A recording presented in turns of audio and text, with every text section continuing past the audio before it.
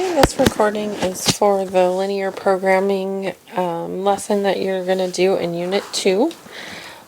So linear programming is basically a way to use a linear equation for a specific real-world scenario, and it can help you to like if you're a company, make sure that you keep costs down, how much profit can you make, what are the maximum and minimum things that you need to worry about as far as getting where you want to go with your business or company. So a linear programming problem uses, again, a linear equation. This is the general form.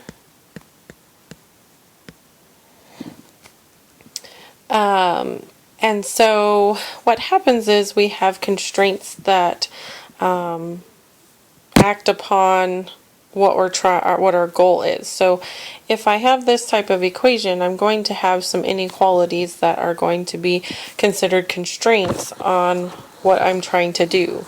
Like, for example, if I own a bakery, my oven can only cook so much at each time or each day, and so that's a constraint.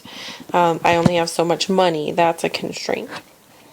And so we want to look at these inequalities and graph them, because graphing can narrow down the part or the area that would allow us to find those maximum and minimums that we're looking for. So let's look at an example. So the objective function in this example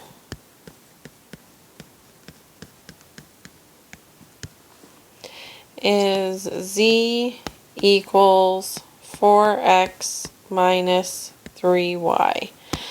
And so here are the constraints. So the constraints are that 0 is less than or equal to x is less than or equal to 6. 0 is less than or equal to y is less than or equal to 5. And x plus y has to be greater than or equal to 4.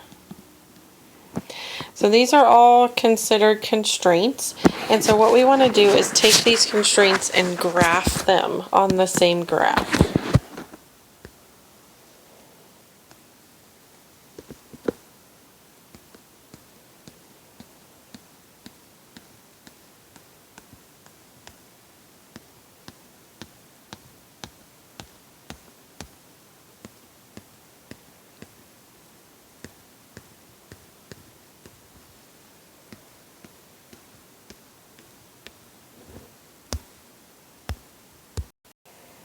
Okay, so now we want to draw these lines onto this graph.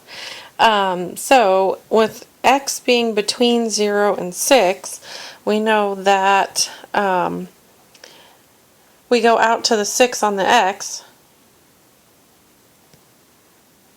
and we know that between here and here is where that constraint falls.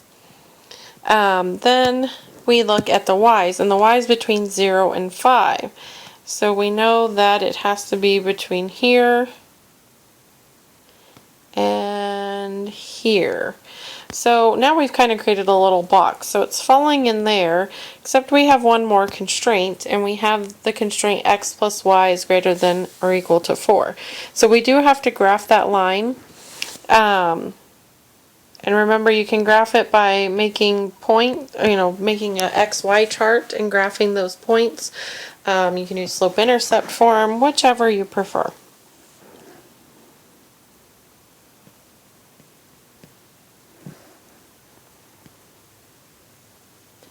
So that's what this line looks like. And then, because it's an inequality, we have to determine which side to shade. So if you pick a point and plug it back into this equation, so let's say I pick the point 0, 0, and I see if it makes sense. So 0 plus 0 is 0. So it would say 0 is greater than or equal to 4. And we know that's not true, so then I have to shade the other side. So what happens is, where does the shadings overlap here? And the shadings overlap all in this area.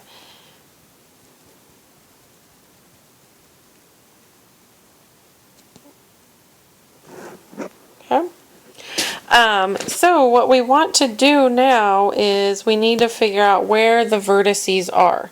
So basically we are looking at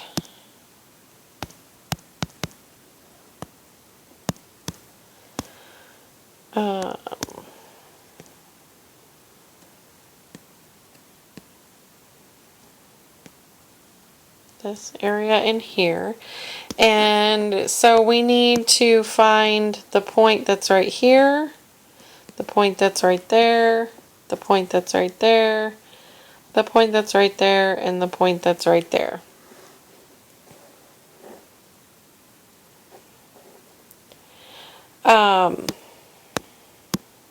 Because actually that goes there. Okay, so finding these vertices, some of them are going to be easy because of where they are at, being on the axes. So this one, the point is at 0, 4. This point is at 0, 5. This one is at the point 6, 5. This one is at the point 6, 0. And this one is at the point 4, 0. So all these are pretty easy to see. And now we have to determine which one is going to be the maximum of our, if we were asked other questions, we could determine which one of these is going to be the maximum amount of what we're looking for, and so on and so forth. So that's how we graph it. So now let's look at an example where it's put into some sort of context so we can understand and then go forward and find our actual, what we're looking for, whether we're maximizing or minimizing. So each carton of food will feed 12 people. Each carton of clothing will help 5 people. Each 25 cubic foot box of food weighs 40 pounds, and each 5 cubic foot box of clothing weighs 20 pounds. So then it says the total weight per carrier cannot exceed 20,000 pounds, and the total volume can be no more than 8,000 cubic feet. How many cartons of food and clothing can be sent to maximize the number of people who can be helped? So a lot of stuff going on here. So we know we're talking about cartons of food and cartons of clothing. So we're going to let X be the cartons of food, the number of cartons of food.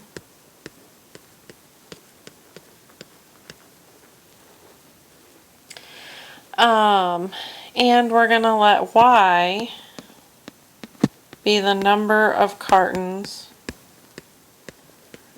of clothes.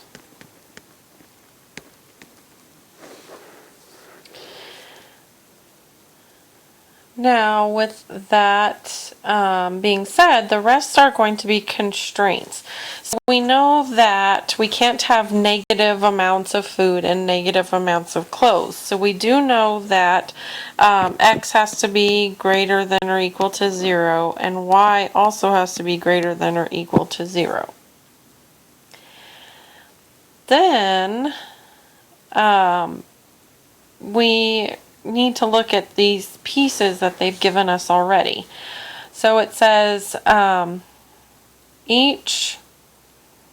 if we look at the weight of the boxes and then how much it can't be more than. So we know that each carton of food weighs 40 pounds. And so we know that 40x, and each carton of clothing weighs 20 pounds, and that cannot exceed, so that means that has to be less than or equal to 20,000 pounds. Then it says each 25 cubic foot box. So we know that the food boxes are 25 cubic feet. And we know that each clothing box is 5 cubic feet. And that can be no more than 8,000 cubic feet. So less than or equal to 8,000 cubic feet. So these are all our constraints. Now, what do we know about the part where it said, what about the 5 people and 12 people? That's our objective function. So z equals 12x plus 5y.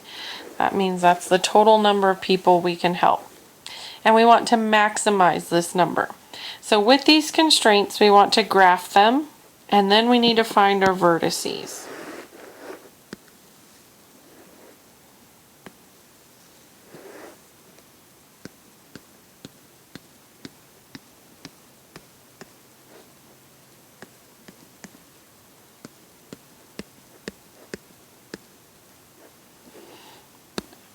I need to make that bigger.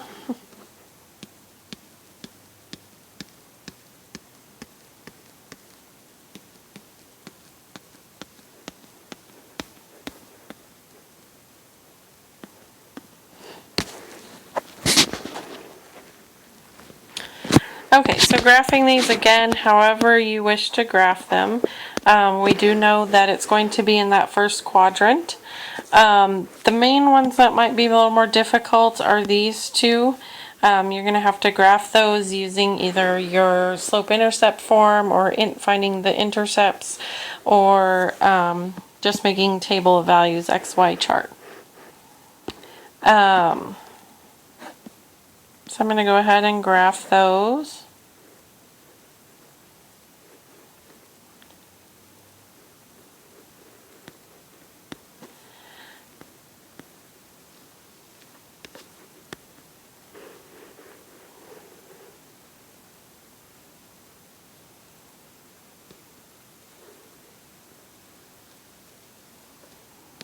Best I can. And I did do my, these are all by hundreds, so this is 100, 200, so on and so forth up as well. And so, it's hard to see, but this is all the area that I would shade. And so the place that we need to find our vertices are right here, where these cross, and then right here. So some of these are pretty easy to find, again, because they are on the axes. The other ones are not so easy to find. So this one here, I would actually have to solve this system in order to be able to find that coordinate. And I will tell you that that coordinate is at 200, 600. So to find that, I would take those two inequalities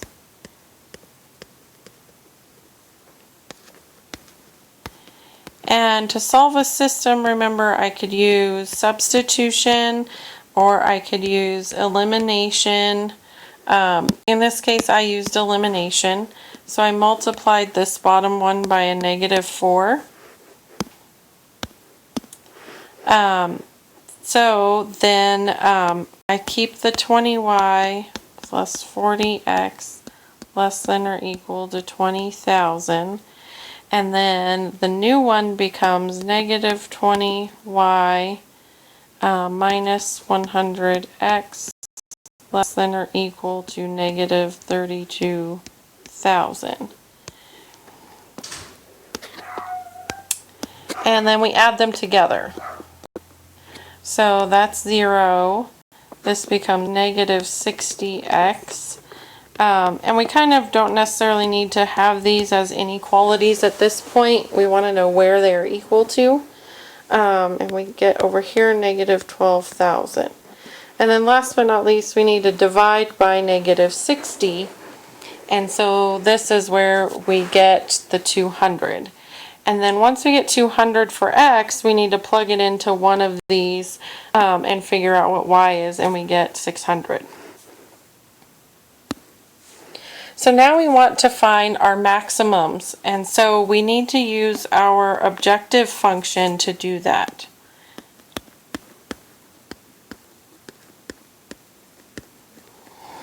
So this is our objective function, and then we want to plug in each and every point that we found to see which one gives us the highest amount.